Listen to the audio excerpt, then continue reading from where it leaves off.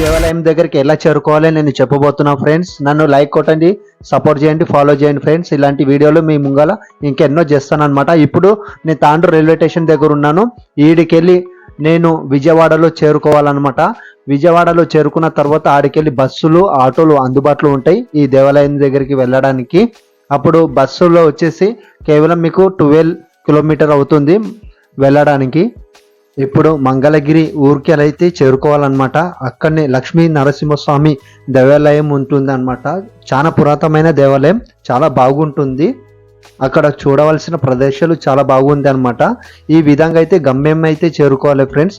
మనకు అక్కడ చాలా బాగుంటుంది.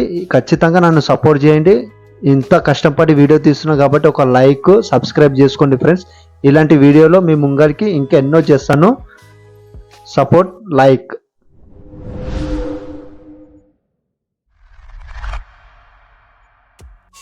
లక్ష్మీ నరసింహస్వామి దేవాలయం అనమాట. చాలా పురాతనమైన దేవాలయము. ఇక్కడ వచ్చేసి 4 గోపురాలు ఉంటాయి అన్నమాట.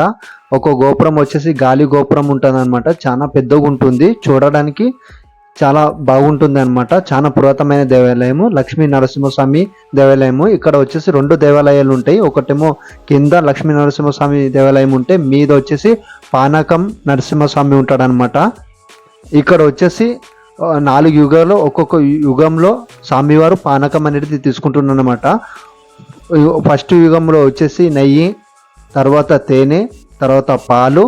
ఇప్పుడు కలియుగంలో వచ్చేసి బెల్లంతో కూడుకున్న పానకం తీసుకుంటున్నమాట స్వామి. ఆ పానకం అనేది స్వామి నోట్లోకి వెళ్ళి స్వీకరించి అదే విధంగా అదే నోట్లోకి వెళ్ళి మనకు పానకం అనేది ఇస్తాడనమాట.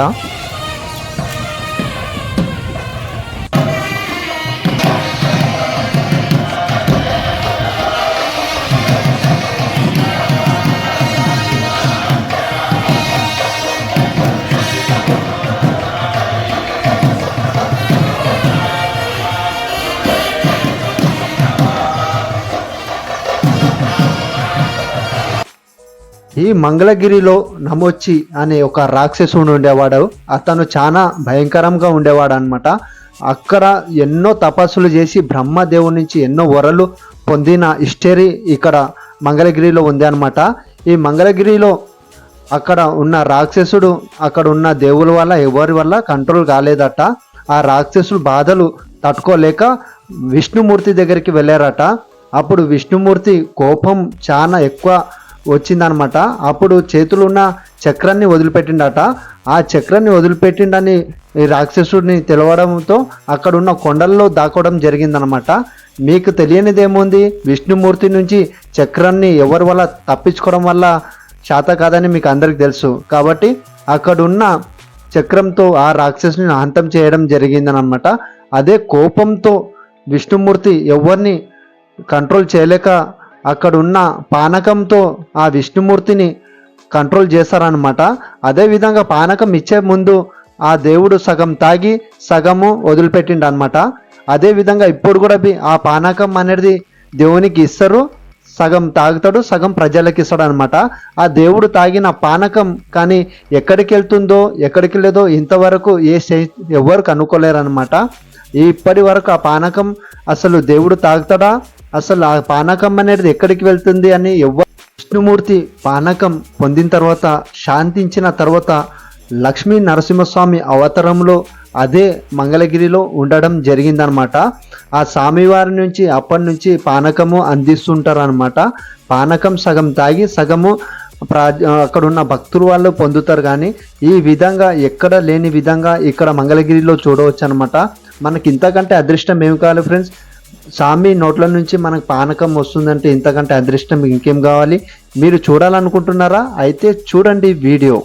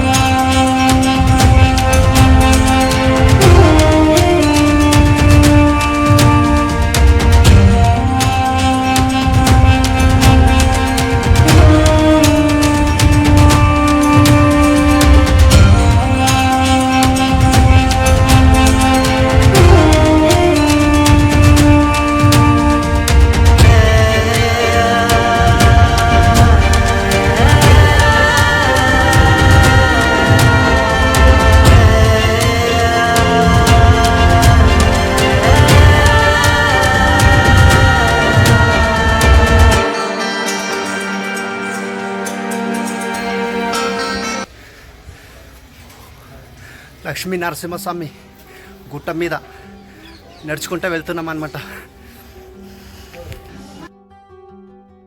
కొందరు సైంటిస్టులు చెప్పిన మాట, కొందరు శాస్త్రవేత్తలు చెప్పిన మాట ఏమంటే ఈ పానకము ఎక్కడికి వెళ్తుంది వాళ్ళు ఒకసారి అడిగితే అక్కడ కొండ మీద అక్కడ గంధం చెక్కలు ఉండడం వలన ఆ గంధం చెక్క పానకం పీల్చుకుంటుందని కొందరు అంటారు.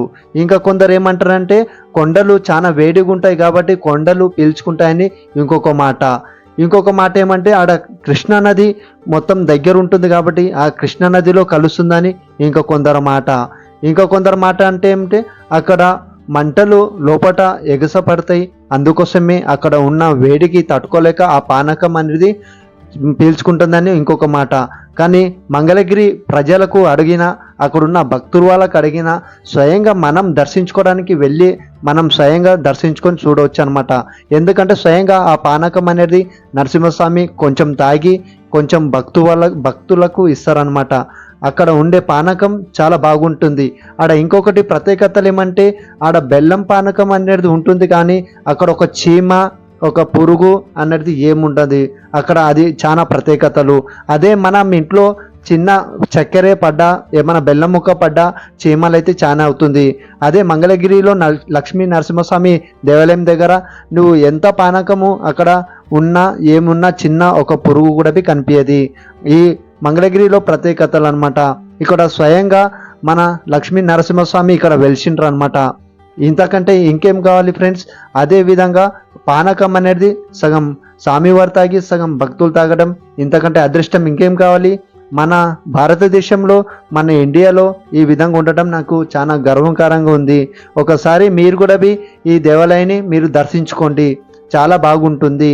మీరు ఏం లేదు విజయవాడలో చేరుకోవాలి, ఆడికెళ్ళి బస్సులు ఆటోలు అందుబాటులో ఉంటుంది.